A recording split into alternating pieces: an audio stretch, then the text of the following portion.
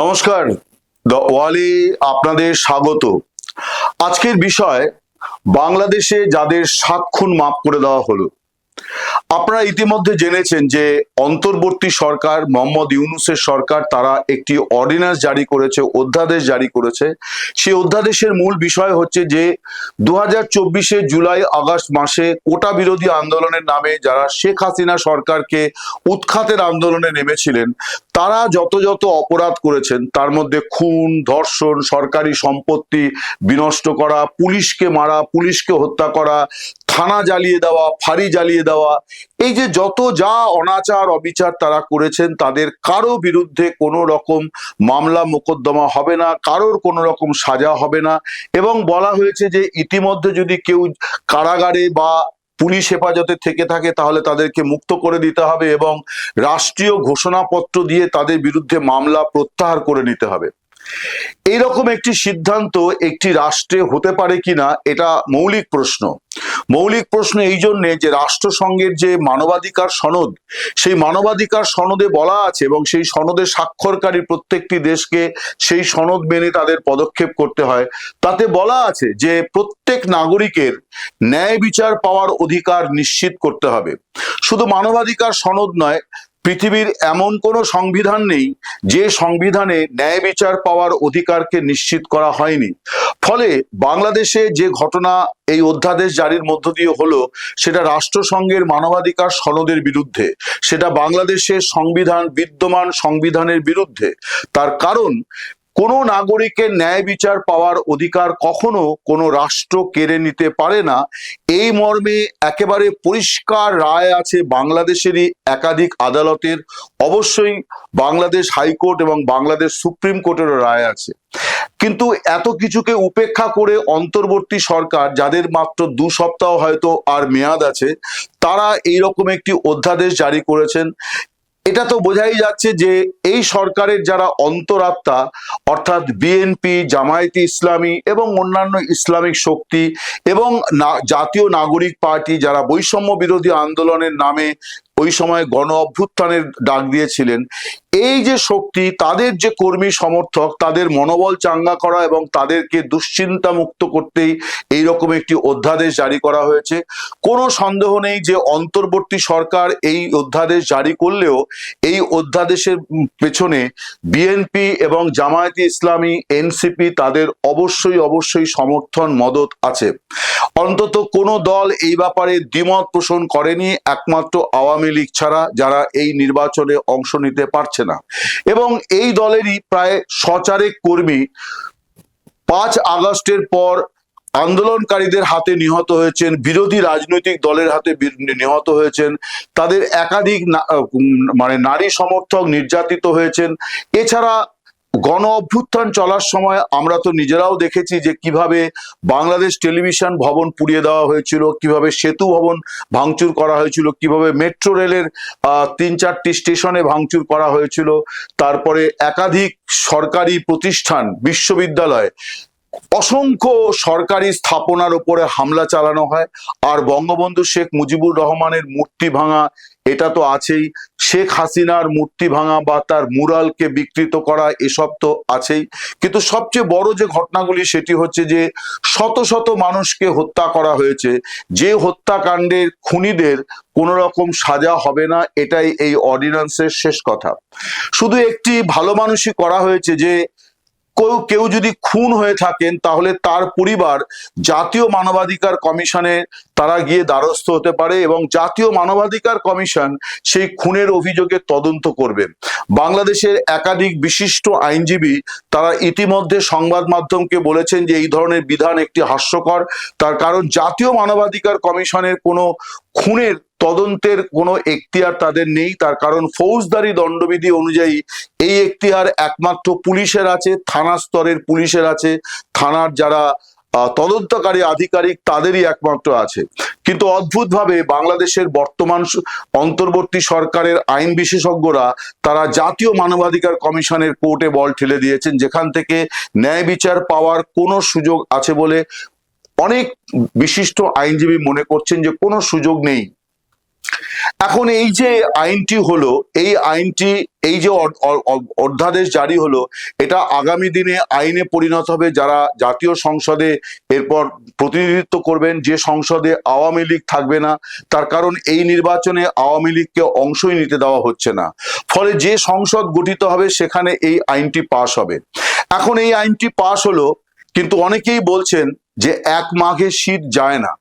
এই যে শীত বিদায় নিতে শুরু করেছে, এই শীত কিন্তু আবার ফিরে আসবে কয়েক মাস পর। অর্থাৎ 1 মাঘে শীত যায় না, এই কথাটি শুধুমাত্র ওই মরশুমের ক্ষেত্রে প্রযোজ্য তা নয়। বাংলাদেশে যদি আমরা এই অধ্যাদেশগুলির পরিণতি দেখি, তাহলেও কিন্তু এই বিষয়টি সবসময় সামনে আসে যে অধ্যাদেশের পরিণতি অত্যন্ত মর্মান্তিক। একটি মাত্র অধ্যাদেশ যেটা নিয়ে কোনো আদালত কখনো প্রশ্ন তোলেনি, সেটি প্রথম অধ্যাদেশ। প্রথম অধ্যাদেশ জারি করেছিলেন বঙ্গবন্ধু শেখ মুজিবুর রহমান। তিনি জারি করেছিলেন যে মুক্তিযুদ্ধের সময় দেশকে স্বাধীন করতে, পূর্ব পাকিস্তানকে পাক সেনার কবল মুক্ত করতে, বাংলাদেশকে পাক সেনার কবল মুক্ত করতে যারা অস্ত্র ধরেছিলেন, যারা যুদ্ধ করেছিলেন, তাদের কারোর বিরুদ্ধে কোনো রকম মামলা মোকদ্দমা করা যাবে না। এই রকম একটি নোবেল কজে বঙ্গবন্ধু একটি অর্ডিন্যান্স জারি করেছিলেন।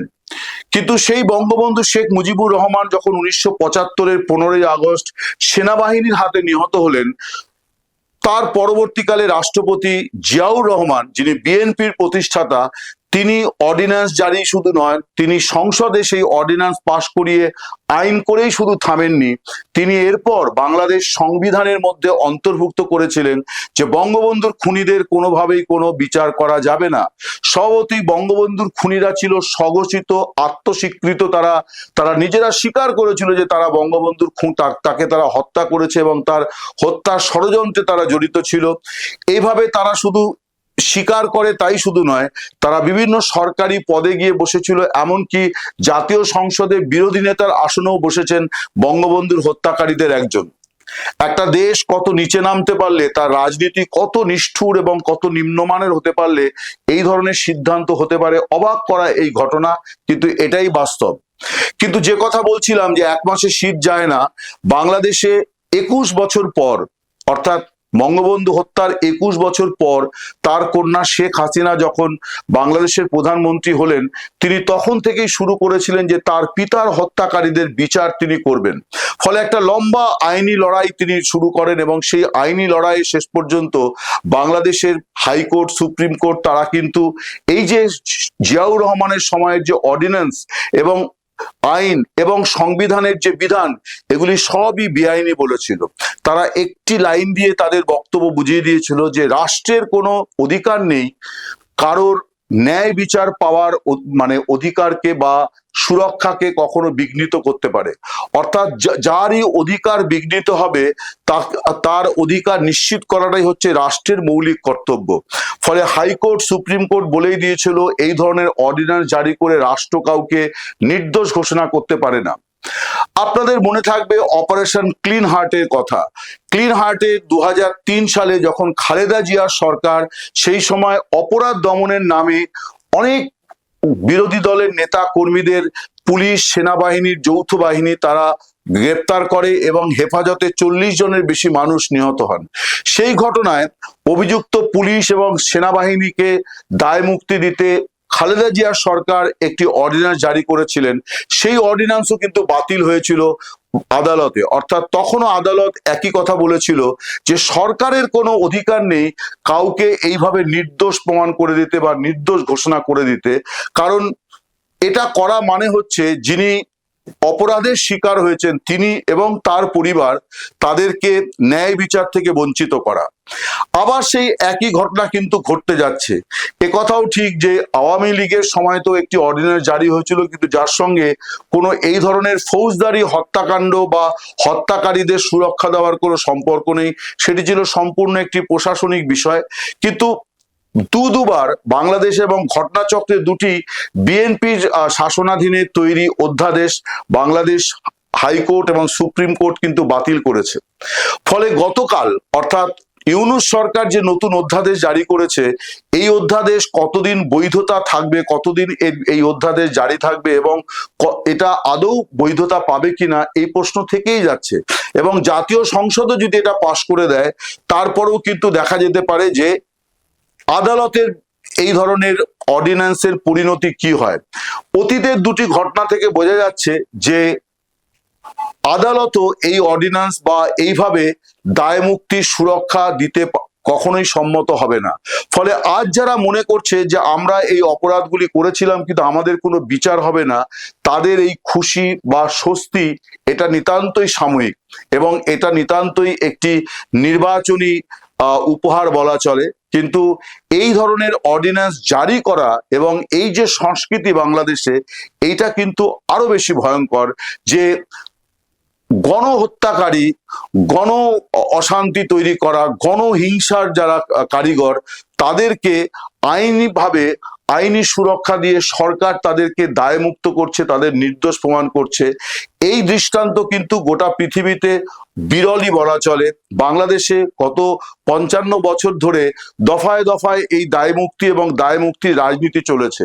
কিন্তু এই ধরনের অর্ডিন্যান্স আসলে যেটা প্রমাণ করে যে একটা দেশ এত বছর পরেও তারা ন্যায় বিচারের ধারণাই তাদের কাছে স্পষ্ট হলো না এবং একটা দেশের যে সভ্যতার যে সংস্কৃতি তৈরি করতে হয়, সেই জায়গাতেও একটা দেশ পদে পদে ফেল করছে।